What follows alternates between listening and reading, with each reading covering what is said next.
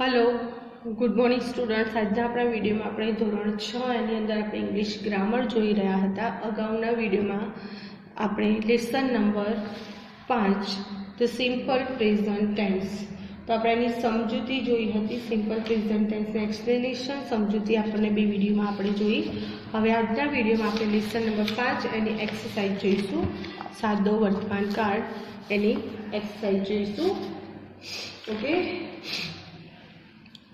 प्रश्न नंबर 1 है कौंस में आपेला क्रियापदों सादा वर्तमान कालना रूपो वडे खाली जग्या पूरो। आपणे सादा वर्तमान काल में जोयुं के क्रियापदनुं मूळ स्वरूप मूकवामां आवे छे खाली जग्यामां, पण जो आगळ आपेलुं कर्ता ए नाम के सर्वनाम जे होय छे ए त्रीजो पुरुष एक वचननुं होय तो क्रियापदनी पाछळ एस के ईएस प्रत्यय लगाववानो रहेशे। त्रीजो पुरुष एक वचन होय तो एस के ईएस प्रत्यय लगावीशुं। एना सिवायनुं कंई पण हशे तेमां क्रियापदनुं मूळ स्वरूप आपणे एटले के क्रियापद जे आप्युं छे एनुं ए क्रियापद आपणे लखी दईशुं। ओके, जो ए पहेली खाली जग्या द बॉयज ब्लेंक क्रिकेट आपणे आप्युं छे प्ले। हवे जो बॉयज बहुवचन छे, बहुवचनमां हमेशा क्रियापदनुं मूळ स्वरूप लखी देवानुं तो प्लेनुं प्ले लखी दईशुं आपणे। The boys play cricket. त्यारबाद छे आई ब्लेंक इंग्लिश छे लर्न। जो आई पण त्रीजो पुरुष एक वचन नथी એટલે ક્રિયાપદનું મૂળ સ્વરૂપ લખીશું आई लर्न इंग्लिश એટલે ARN ક્રિયાપદનું મૂળ સ્વરૂપ લખીશું। ત્યારબાદ છે આનંદ બ્લેન્ક ટુ સ્કૂલ શબ્દ આપ્યો છે ગો। આનંદ ત્રીજો પુરુષ એક વચન છે એના માટે વપરાશે ही। જો આપણે કોઈ નામ આપ્યું છે કોઈ એક જ નામ હોય तो एनी आगळ पण आपणे एस के ईएस लागशे। GO तेमां लागशे ES GOES। Anand goes to school आपणो नियम प्रमाणे छेल्ले ओ हशे तो ES प्रत्यय लागशे એટલે आनंद गोज टू स्कूल। त्यारबाद जोईए अमित एंड नेहा ब्लेंक छे home come. Amit and Neha बे नाम थया એટલે बहुवचन थई गयुं। बहुवचनमां क्रियापदनुं मूळ स्वरूप जे छे एनुं ए ज आवशे। ओके, त्यारबाद जोईए यू ब्लेंक अ सॉन्ग कौंसमां छे सिंग। यू नी साथे पण क्रियापदनुं मूळ स्वरूप એટલે यू सिंग अ सॉन्ग तो गीत गाय छे।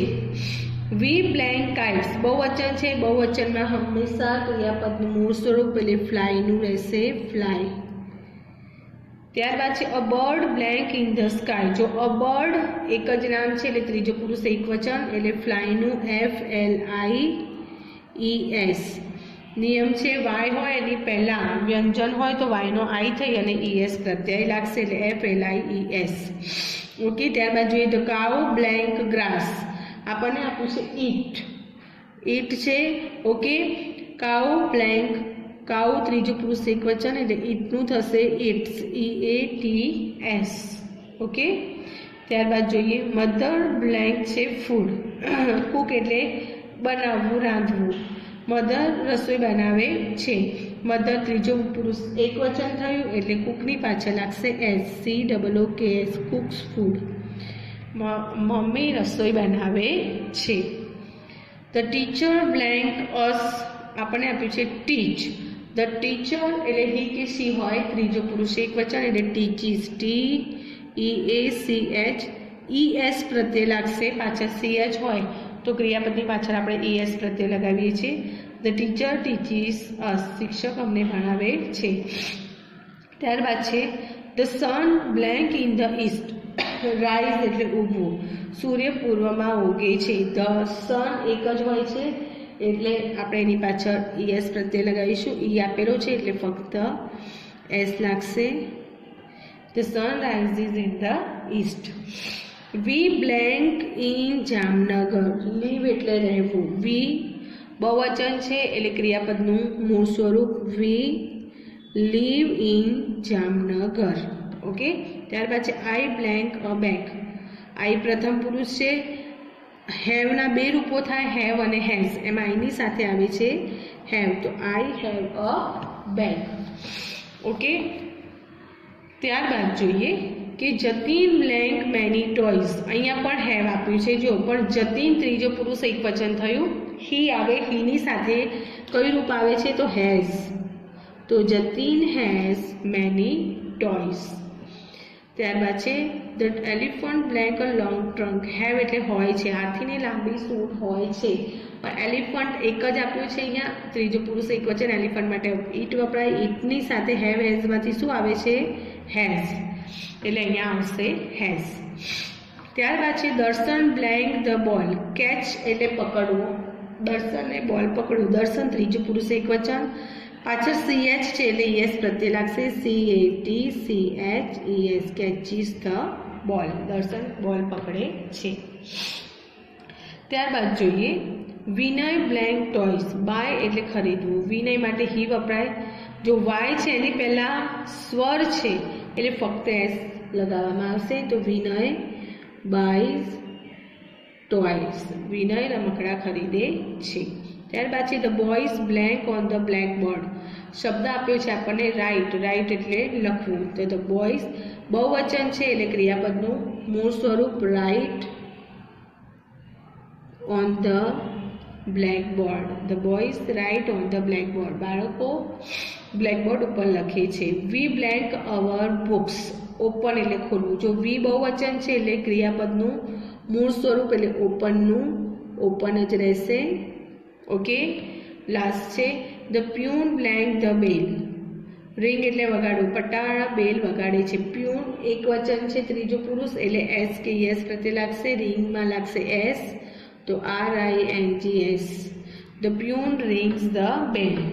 પટાવાળો બેલ વગાડે છે. હવે જોઈએ પ્રશ્ન 2. કૌંસમાં આપેલા શબ્દોનો ઉપયોગ કરી પ્રશ્નોના જવાબ આપો. આપણને અહીંયા WH ક્વેશ્ચન આપેલા છે. હુ, વોટ, વેર, વેન અને વિચ જેવા શબ્દોનો ઉપયોગ કરી પ્રશ્ન આપ્યા છે અને દરેકની પાછળ કૌંસમાં આપણને એનો જવાબ આપ્યો છે. એનો ઉપયોગ કરી આપણે જવાબ લખવાનો છે. તો જોઈએ પહેલું હુ ઓપન્સ ધ ડોર. આપણને આપ્યું છે મોહિત. જો હુ વાળા વાક્યમાં જો પ્રશ્નનો જવાબ આપવો હોય તો હુ નીકળી જશે અને એની જગ્યાએ આપેલું નામ મૂકી દેવાનું. તો હુ નીકળી જાય, હુની જગ્યાએ લખીશું મોહિત અને પાછળનું વાક્ય એમનું એમ. તો મોહિત ઓપન્સ ધ ડોર. શું આવશે? મોહિત ઓપન્સ ધ ડોર. મોહિત બારણું ખોલે છે.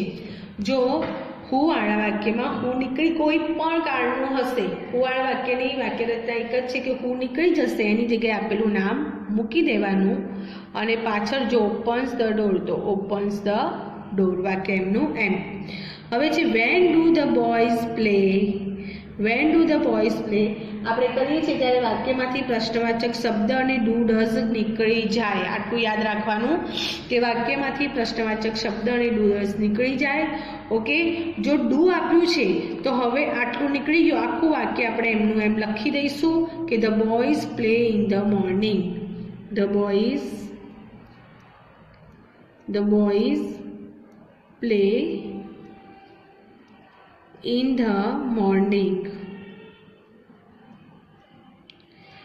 જો બોયઝ બહુવચન છે એટલે ક્રિયાપદની પાછળ કોઈ એસ કે એસ લાગશે નહીં, પણ જો એક વચન હોય તો અહીંયા એસ કે એસ લાગે. એ સિવાય જો પ્રશ્નમાં ડુ આપ્યું હોય તો આખું વાક્ય એમનું એમ લખવાનું, કોઈ ફેરફાર કરવાનો નહીં. પણ જો ડઝ આપ્યું છે તો જે ક્રિયાપદ આપ્યું છે એની પાછળ એસ કે એસ પ્રત્યય લગાવવાનો અને આખું વાક્ય એમનું એમ લખી દેવાનું. આગળ સેન્ટેન્સ જોઈએ એટલે તમને વધારે ખ્યાલ આવશે. Which dress does Kavita like અને આપ્યું છે બ્લુ ડ્રેસ. હવે જો વિચ અને ડઝ નીકળી જશે. ઓકે.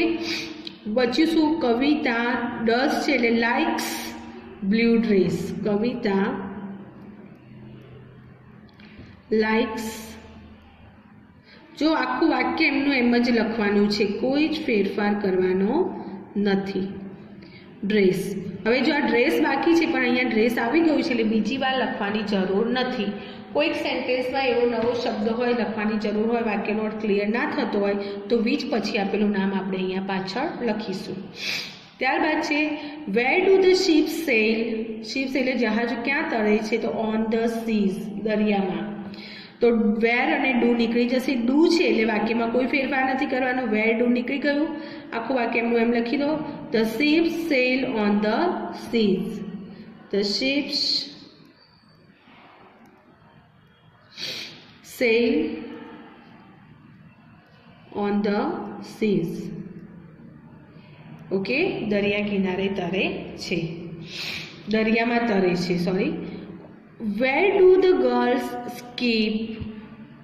આપણને આપી છે ઇન ધ ગાર્ડન, તો આપણે પ્રશ્નવાચક શબ્દ વેર અને ડુ નીકળી જશે, આ બે નીકળી ગયા.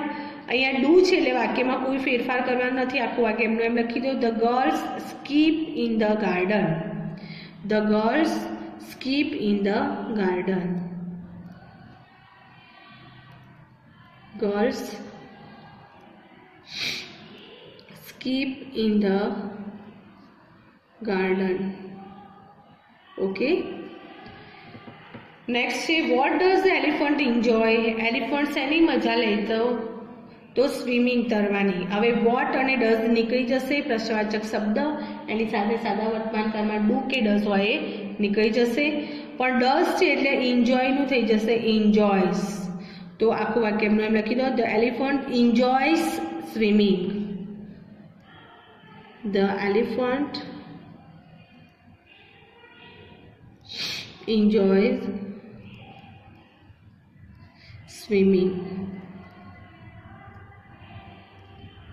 જો વાક્યમાં કંઈ આગળ પાછળ કરવાનું નથી, વાક્ય એમનું એમ લખવાનું છે. ખાલી આપણે ધ્યાન શું રાખવાનું? ડઝ હોય તો ક્રિયાપદની પાછળ એસ લાગશે, ડુ હશે તો વાક્ય એમનું એમ આપણે લખી દઈશું.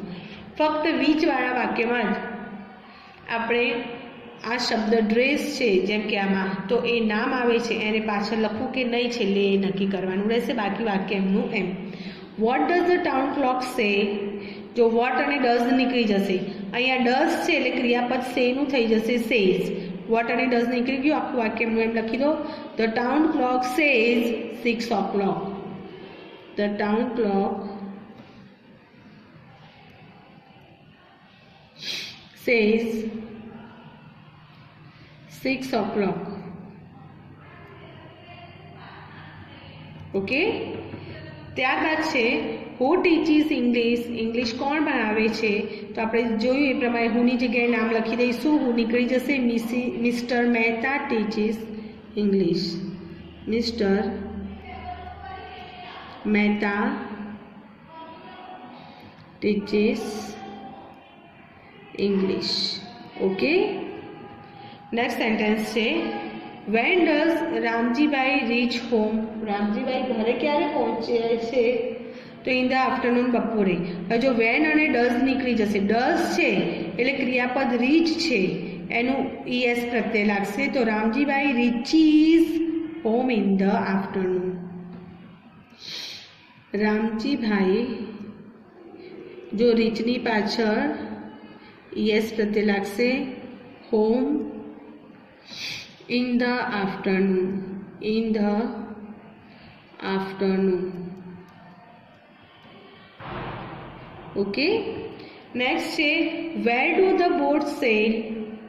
હોડીઓ છે ક્યાં તરે છે? તો on the river, નદી ઉપર. તો વેર અને ડુ નીકળી જશે. જો ડુ છે એટલે કોઈ ફેરફાર કરવાનો નથી, આખું વાક્ય એમનું એમ લખી દો કે the boats sail on the rivers. The boats sail on the rivers. નદીઓ ઉપર તરે છે. ત્યારબાદ છે when do we celebrate Uttarayan? Uttarayan આપણે ક્યારે ઉજવીએ છીએ? તો on 14 જાન્યુઆરી, 14મી જાન્યુઆરી. વેન અને ડુ નીકળી જશે, ડુ છે એટલે વાક્યમાં કોઈ ફેરફાર કરવાનો નહીં, આ બે નીકળી ગયું, આખું વાક્ય એમને એમ લખી દો we celebrate Uttarayan on 14th January. We celebrate Uttarayan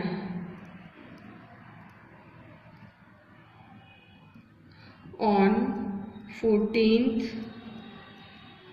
January. Okay, ત્યારબાદ છે which film do they like? તેમને કઈ ફિલ્મ ગમે છે? તો વિચ અને ડુ નીકળી જશે, તો ધે લાઈક, આખું વાક્ય એમનું એમ લખી દો they like Gujarati. They like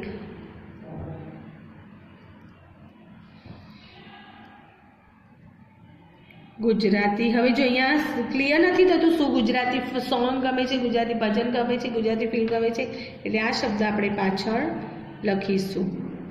they like Gujarati films, તેમને ગુજરાતી પિક્ચરો ગમે છે. ઓકે, હવે જોઈએ આગળ. નંબર 3, ક્વેશ્ચન નંબર 3, રેખાંકિત શબ્દો ઉત્તરમાં મળે તે રીતે પ્રશ્નાર્થ વાક્યો બનાવો. આપણને આગળ શું જોયું કે પ્રશ્ન પૂછ્યો હતો હુ, વોટ, વેર, વેનથી, અને આપણે જવાબ આપ્યો. હવે આપણને અહીંયા જવાબ આપ્યો છે અને એમાં આપણે હુ, વોટ, વેર, વેન, WH ક્વેશ્ચનનો ઉપયોગ કરી અને આપણે પ્રશ્ન પૂછવાનો છે. આ પ્રશ્ન પૂછવામાં શું ધ્યાન રાખવાનું, આપણે જોયું કે હુ વ્યક્તિનું નામ બતાવે છે, એટલે જો નામની નીચે લીટી હોય તો આપણે હુથી પ્રશ્ન પૂછીશું. સમય WHEN, વેન સમય બતાવે છે, એટલે જો સમય નીચે લીટી હશે તો આપણે WHEN, વેનથી પ્રશ્ન પૂછીશું. WHER વેર છે, જગ્યાનો નિર્દેશ કરે છે, એટલે કોઈ જગ્યાના કોઈ સ્થાનના નામની નીચે લીટી હશે તો આપણે વેરથી પ્રશ્ન પૂછીશું. વોટ છે, વ્યક્તિનો વ્યવસાય કે એની માહિતી દર્શાવે છે, તો કોઈ વ્યક્તિનો વ્યવસાય નીચે લીટી છે કે એની વિશેની માહિતી છે તો આપણે વોટથી પ્રશ્ન પૂછીશું. અને વિચ છે તો એ કોઈ વસ્તુ વિશેની માહિતી હોય તો આપણે વિચથી પ્રશ્ન પૂછીશું. હવે જોઈએ પહેલું sentence. The postman comes at noon. Postman એટલે ટપાલી બપોરે આવે છે. પોસ્ટમેન નામ છે એટલે એની જગ્યાએ આપણે હુ મૂકીશું.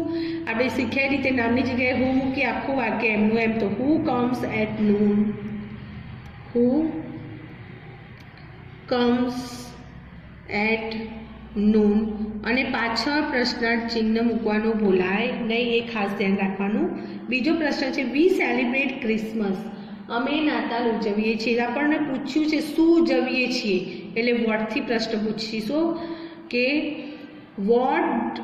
જો સાદા વર્તમાનકાળમાં પ્રશ્નવાચક શબ્દ પછી તરત ડુ કે ડઝ મૂકીશું. એક હુમાં એવું નહીં હોય, હુ વાળું વાક્ય હશે એમાં ક્રિયાપદ જે સ્વરૂપે આપ્યું હશે એ સ્વરૂપે જ મૂકવાનું.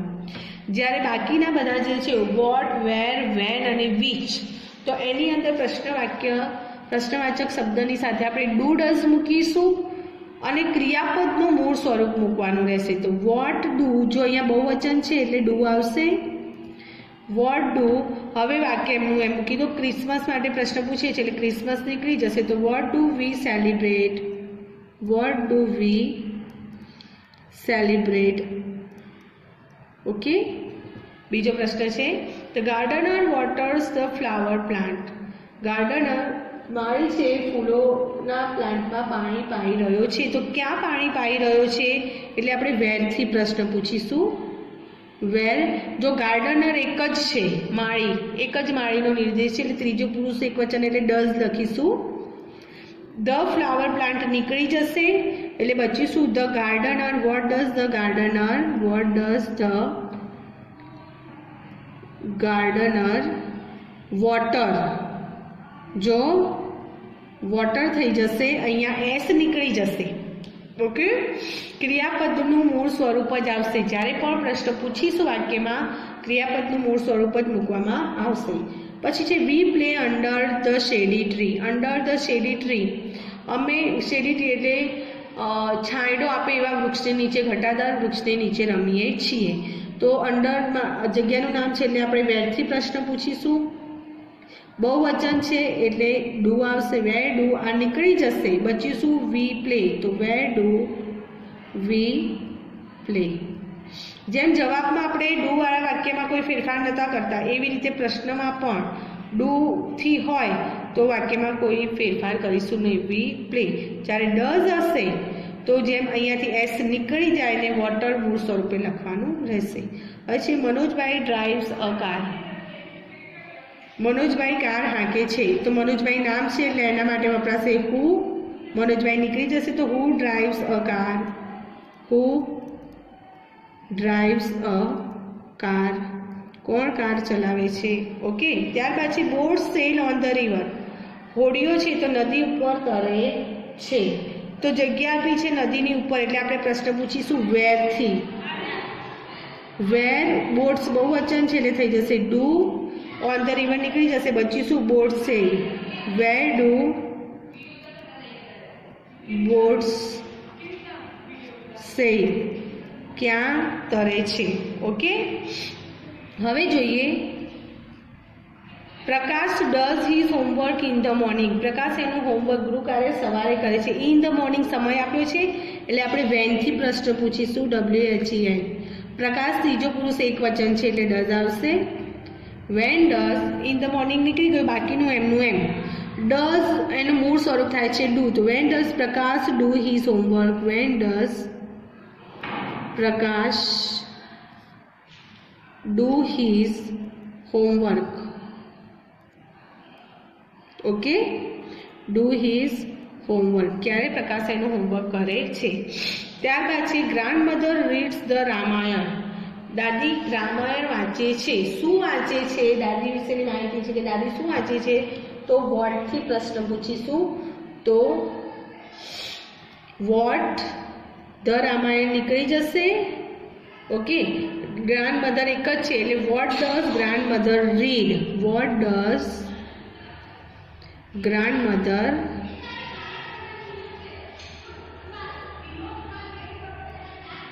રીડ્સનું મૂળરૂપ થશે રીડ. પ્રશ્નાર્થ છે. હવે છે Geeta and Meeta are clever. Geeta અને મીતા હોશિયાર છે. નામની નીચે લીટી છે હુથી પ્રશ્ન પૂછીશું. તો who are clever. Who are ક્લેવર પ્રશ્નાર્થ ચિહ્ન. લાસ્ટ સેન્ટેન્સ છે આપણું. Mahesh bias a story book.